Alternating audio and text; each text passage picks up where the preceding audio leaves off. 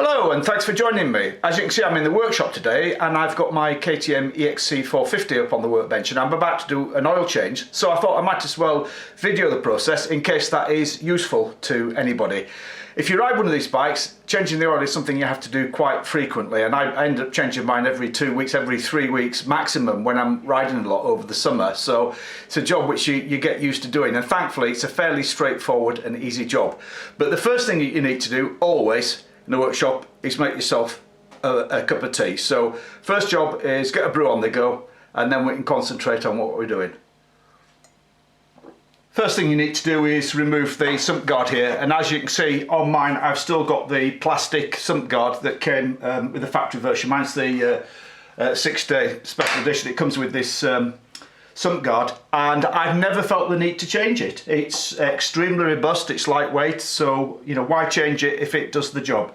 But it's just held on with a couple of bolts at the front here, and then you can unclip it, swing it down and unclip it. So fairly quick and easy job to get it off.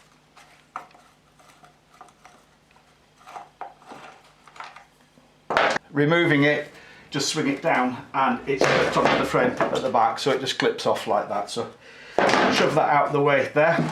I've then got my oil container for catching the oil. Right, to get the camera in close here, so I hope you can see. You can see there's two plugs here. So this rear one is the engine drain plug, so I'm going to remove that one first. That's the drain plug, and that's got a little magnet on it. And then the front one is for one of the oil screens. There's two oil screens, the other one is just here. So I'll undo the drain plug first, then I'll remove this screen, then I'll remove that screen there. And these are 13mm sockets here.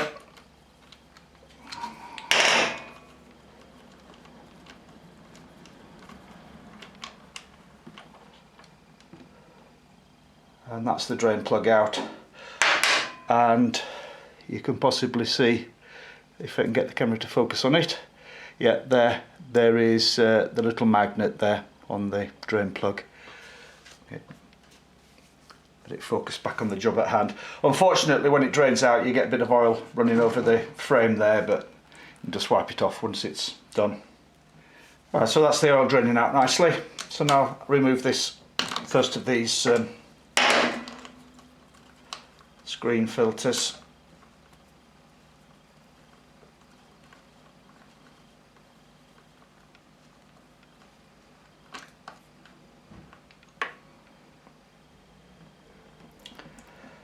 There you can see that's the long screen filter there. So I'll give that a real good clean before I put it back in again. Just got a bit of workshop tissue. Yeah, that'll pop it on. The lid, actually, that's the lid. The lid disconnects from the filter, so you can take the filter off and clean that separately. So that's the filter there, which I'll give it a real good clean of. Because I change the oil regularly on this, actually, you know, that none of it gets too bad, too dirty or anything. But it's good to give them a good clean, because that's what it's there for, to filter the oil, so you want it to be nice and clean and clear. Okay, I've zoomed right in, so hopefully you can see the second screen filter, which is just here, just behind the others, and that slopes downwards at 45 degrees to the back, and that's also a 13mm socket. So take that one out, and then that's all the screen filters out and gives the chance the oil from the bottom of the engine to drain out of all three holes. You see there's quite a lot more oil comes out of that one when I take it out. Okay, so I've zoomed back out again, but here's the short filter. That's the one that came out from underneath there, and if I compare it to the long filter, you can see that it's only about a third of the length of the long filter, so there's no confusing the two. So again, I'll give that a good clean, and then looks like most of the oil's drained out already anyway, so then I'll refit them all. Okay, so clean the screens, clean the magnet off the drain plug, so trying to put them all back in again. So that's the short one, goes back in there. There's a little rubber O-ring seals that, and so always just check the oil ring, the O-ring, that looks fine, so it doesn't need replacing. So just tighten that one in. I'll torque it down in a sec. Here's the drain plug. The drain plug actually has a little copper washer on it, but again, I've had no problems reusing that several times. You can always anneal it, but I've had no problems reusing that. Torque that down in a sec.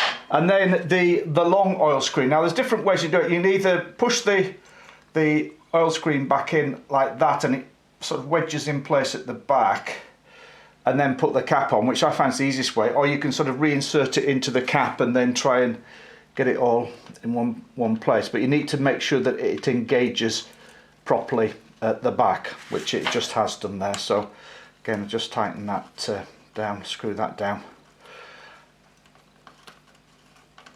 Okay, so now I'll torque all those down. The two oil screens torque down to 15 Newton meters and the oil filler cap to 20 Newton meters. So I don't know if you can see on the screen, I've got my small torque wrench here.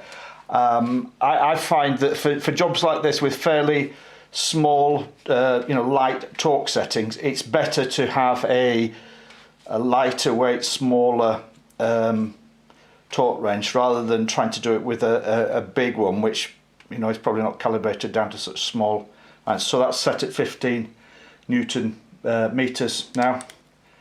So that's for the two oil screens.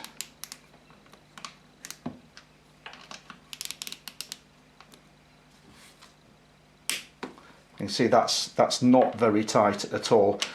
So obviously you can do it by hand, but you'd be amazed how light 15 Newton meters is. It's not much at all. Then set it to 20 for the drain plug, and again, that's not much. So that's all done. So now to change the paper filter. So the paper filter goes in this housing here, which is at the front of the engine, just in front of the stator here, and just below where the liquid cooling pipe comes down from the radiator. These are 8mm, two of them, top and the bottom one, that hold it on.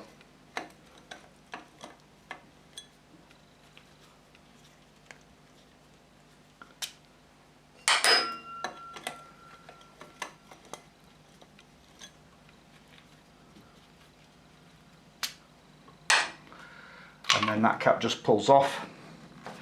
And then the easiest way to get the paper filter out is I use internal circlip plier and put it in there and pull it out. So here's my internal circlip plier. You can just get it into that little recess there and then wiggle it out. It's not difficult to pull out, but there's just a little rubber seal on that end that pushes on, so you've got to get it past that rubber seal there. So time for a new paper filter. I can't remember how much these are because I change it so often. I buy them about a dozen at a time online. I'll smith for a while, so I'll just get that one out. So here's the filter. So I push it on. You just have to make sure that it pushes in and that rubber seal engages the other end there, and then you can put the cap back on.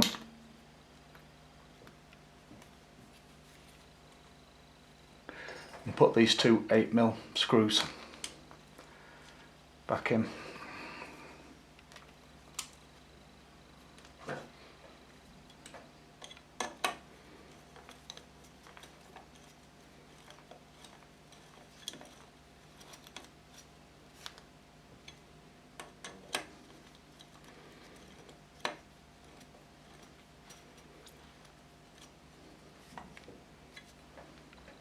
Now I will tighten these with the torque wrench, seeing as I've got it here, but these are only 10 Newton meters, which, believe me, is hardly anything at all.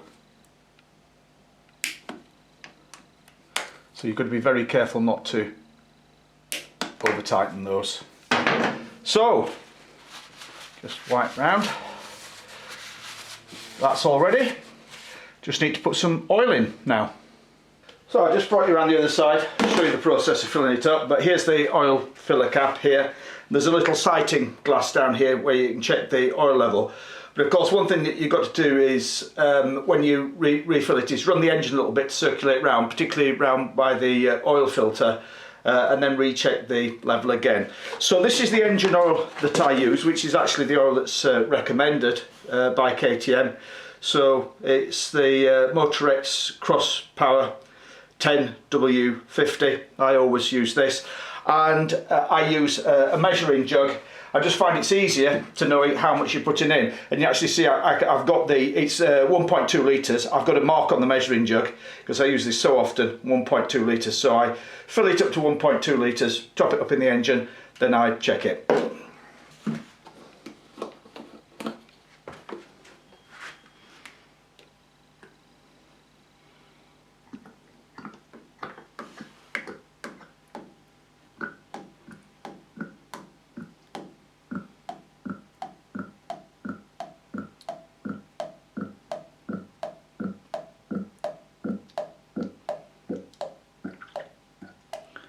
There's just enough left. Well, that's 1.2 litres, so I've just got a little bit left in there. Just enough left in that can of oil, so it looks like I need some more ready for my next fill up.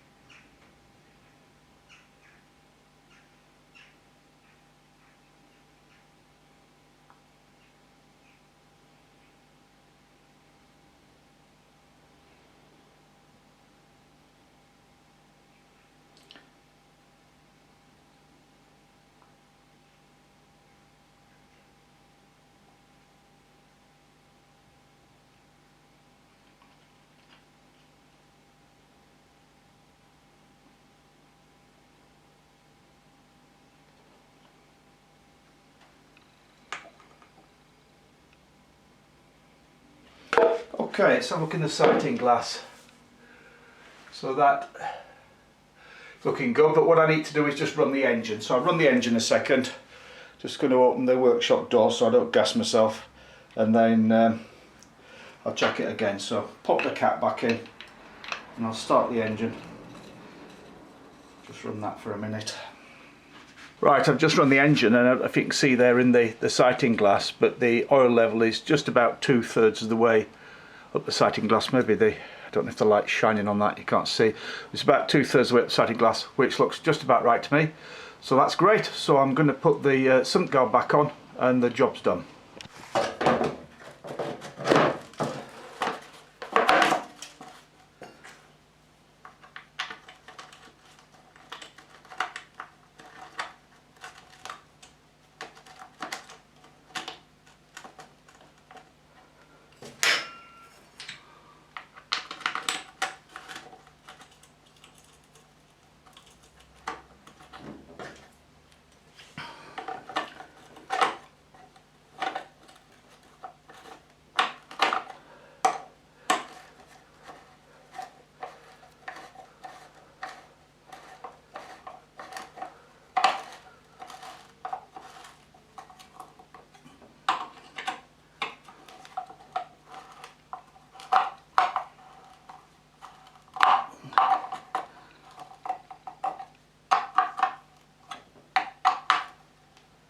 Right, they're all good on tight.